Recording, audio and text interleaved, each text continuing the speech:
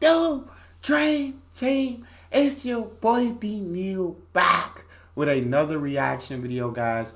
Here we are with what's something Europe has changed in your mind as an American, part 3. Before we dive in, make sure you guys subscribe to the channel, ring notification bell, get a video a thumbs up so it gets suggested. What we got? Americans who've been to or traveled to Europe. What's something Europe has changed in your mind that now you can't let go? Okay, I went to Australia, which is a continent in a country. It is not Europe, obviously, but I just want to say for record, I went there, and one thing that I noticed, I sprained my ankle. They gave me crutches. I paid them $20, and they said, when you give us the crutches back, guess what? We'll give you your $20 back. That's crazy. I sprained my ankle when I was in middle school. I sprained the other ankle when I was in college. I don't want to tell you how much the ER costs, but too much. What the everlasting McDonald is going on with our healthcare system?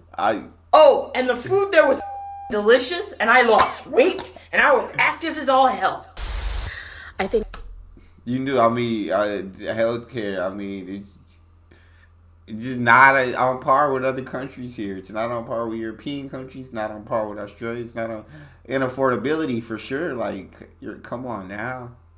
She said she sprained her ankle. She had to pay $20 for the crutches. That's it. Sprained her ankle. Went to the doctor. $20 was all that came out. And on top of that, once you get the crutches back, we gonna give you your 20 back. So it's free. We loaning you the crutches for $20. And we gonna give you that back. I'm not gonna miss $20. I keep the crutch. Be like, I keep the 20. I keep the crutches. I'm not taking it. That's beautiful. That's beautiful healthcare. That's what it looks like when you're taking care of your people. That's what healthcare should look like.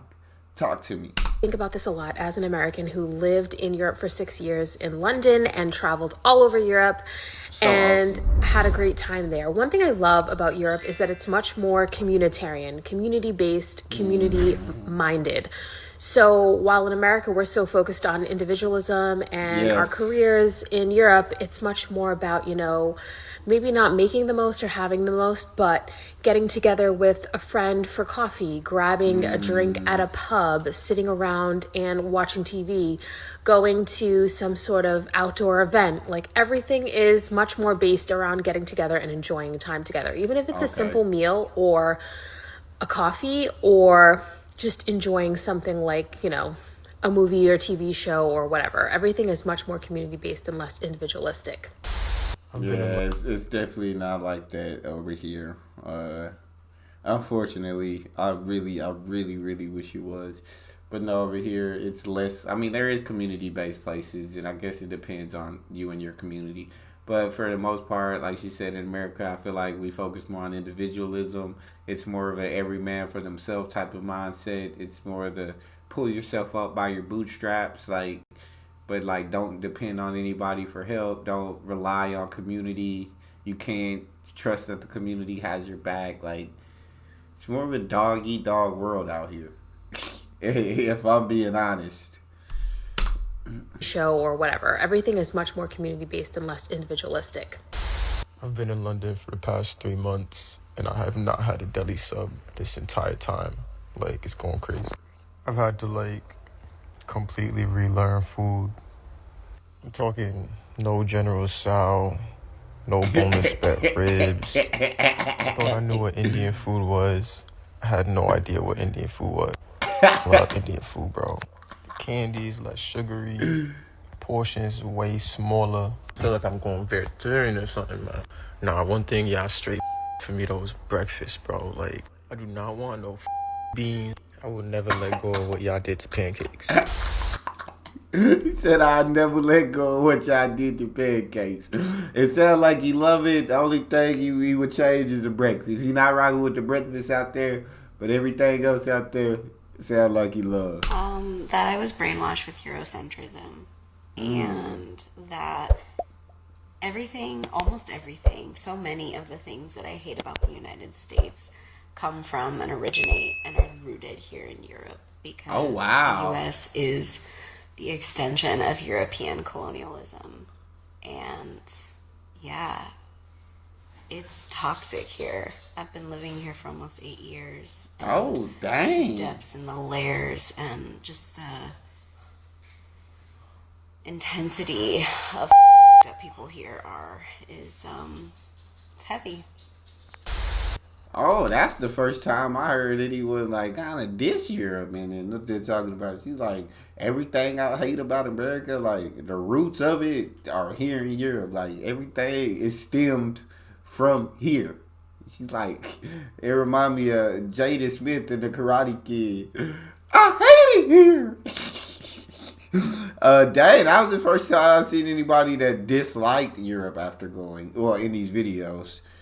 No, okay, so it changed a lot of things for me. And when I was a junior in college, I went and lived in Ireland for roughly 6 months, and I spent most of my time, 99.9% of my time, in one area of Galway, which is in the western section. And it's a fairly good-sized city as far as, like, Ireland is concerned. And so it changed a shit ton for me. One of the things that it changed that can never be replicated here, I do not care what somebody says, is safety. Because I was a junior, I was an American, I was in college, I was studying abroad, I was like 20 sheets to the wind every now and then, and I would walk home from the pubs. They close at 4, like 3 or 4 in the morning. So I'd be walking home after getting like some food, at like 4 in the morning by myself from Center City to my house. No problems. No problems. And I never felt unsafe one time. The second thing it changed was police. I don't know, this is just my experience and then the experiences I saw of people with them, but like you could be that drunk out on the thing, like I'm going to piss on a wall and I'm going to fight you. And just be like, all right, Joe, get in the car. We're going to take you out. Get in the car, Joe. And they were just super nice. Like you were encouraged to walk up to them and be like, hey, you know what? I kind of need a ride. And they'd be like, all right, cool. Like, let's see if we can call you a taxi or we'll take you, like get on, whatever. Oh, wow. Super polite. The other thing it changed, and this is really weird, but it changed me forever. So, Chinese food. Yeah. So Galway is this like little international port.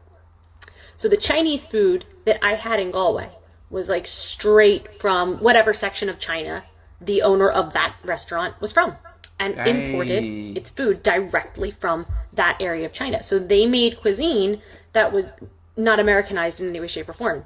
Yeah. And so even in my wildest dreams, when I was there, I ordered like takeout. And it showed up at my door. It was raining hell, like I hate rain. So I was like hiding. Anyway, that's another story. And so the guy knocks on the door. I have this Chinese food, and I called the guy I was dating back in America via Skype back in the day and was like, I've had the best Chinese food of my life. And then told my roommates who were Irish, and they were like, oh, that's nothing. You should go to this place. Whole different region of China. And it was just so good. And so now, no matter where I go in America, I have yet to have Chinese food nearly as good as I did in Ireland, and basically it changed me forever. So yeah.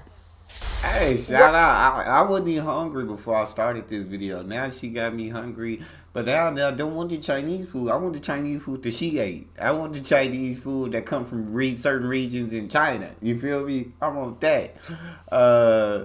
But that's dope. It sounds like she definitely rocked with it out there in that place in Ireland. Always felt safe. I see that from a lot of women in these videos where they just don't feel safe in America a lot of the times, just from watching these videos, and they feel safety in Europe and these other countries within Europe. And so that's a little disheartening. That's sad that the U.S. has a reputation and that where people can't feel safe, and it's understandable why. I mean, we just have so much violence here, gun violence and all kinds of violence outside of gun violence as well, that it's just sad. Working, because the girlies over there, they are working to live, not living to work. Okay, come on now, talk they to are me. at that job so that when they clock off, they can go head to the bar with their friends and or family. They value family and friend time, like hanging out, whether that's at the bar, the club, the park, the restaurant. And the money that comes from a job is just so that they can do those things, which is just so different from the American ideal. Your job is your life's work. Everything, nothing comes before your job. Because all this hustle culture, at the end of the day, if you die, what are you left with? What are people going to remember about you? Well, she was really Yeah. good at her job. It really changed how I viewed work because it really is more so a transaction of my time for money and not like my life. But U.S. labor practices won't let me be great. That's so scary. Once again, yeah, I feel like there's so many other countries where they're saying like they live to work, they don't, or they work to live, they don't live to work.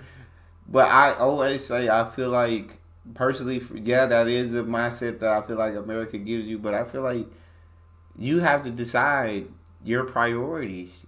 You know what I'm saying? And if you want to be a part of the hustle culture, you want to hustle, work 24/7, do that. That's cool. As long as you're happy with that, that's cool.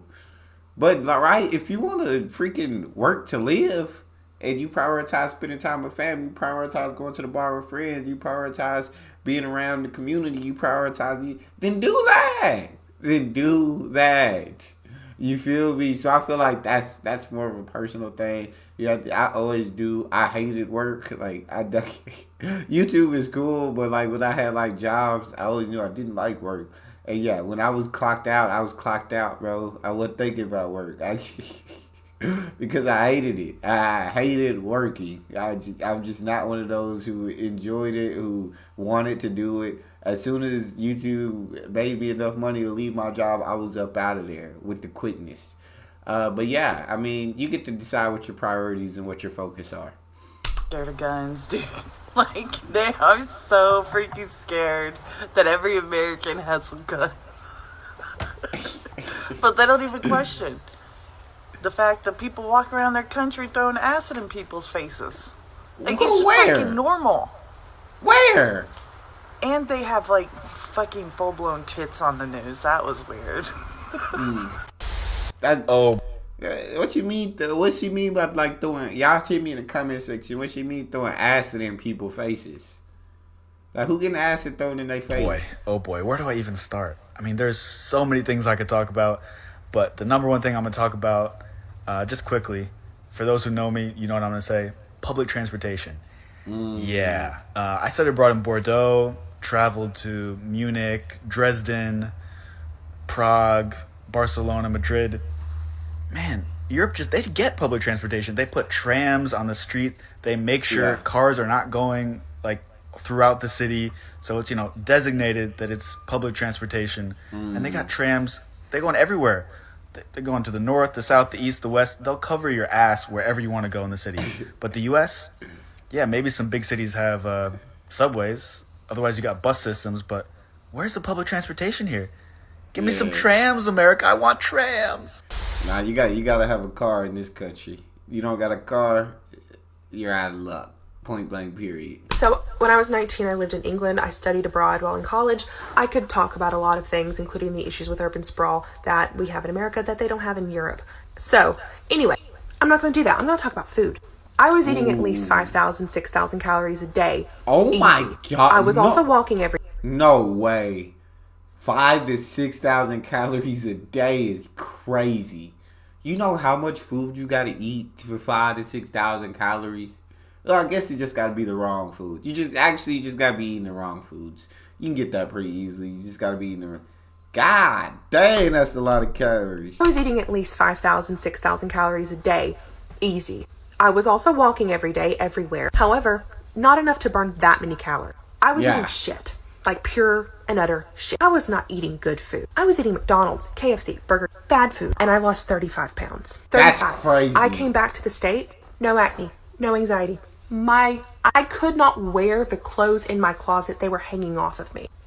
When Tesco says your peaches are going to expire on the 9th of June, they mean the 8th of June. There are no preservatives. There are no artificial hormones. There are nothing in those foods. And I miss it every day. I cannot describe it. I came back to the States and I got sick the first time I ate food. Let me get to Europe, because I just see too many people say they could eat junk food, they could eat so many calories, they could eat food that's considered trash and be losing weight out there.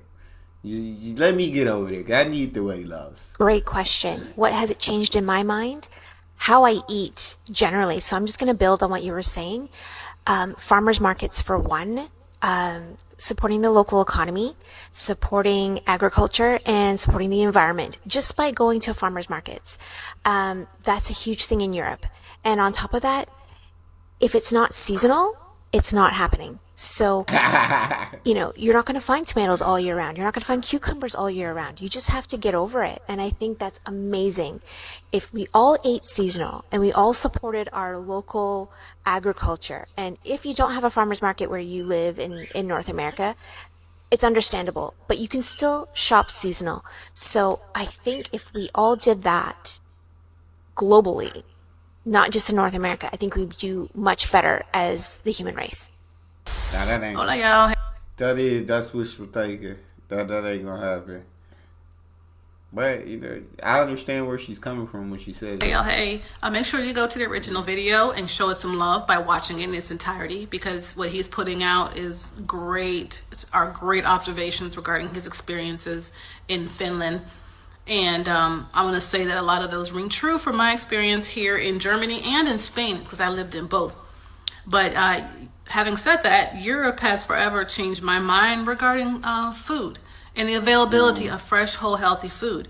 Whereas here you can go to daily markets, farmers markets here that are not far away. You can go to any grocery store and buy fresh, whole, healthy food that does not break the bank. But back in the States, that's not always true. And it also seems to me that the food products available back in the States are all engineered to not only make people sick, but keep them sick. Dang. I feel like maybe I might not need to eat European food, because my food my stomach done adjusted to this, I guess, American poison they putting in us. I guess my stomach filters it correctly, but I feel like if I eat European food, then I'm gonna understand what quality food is supposed to taste like, what it's supposed to be like, and then I come back to America and my immune system like, yeah, if we putting this trash in our bodies again, from all these videos, I feel like food is one of the number one things, and it's like, hey, I do want to go over there and eat the food, but I'm scared. I'm going to have to stay over there once I eat the food. I can't come back and eat the food if I go over there and eat the food. That's all we got. You guys got a favorite video suggestion? You can subscribe to Patreon or drop it in the comment section. It's your boy D Neal. Out.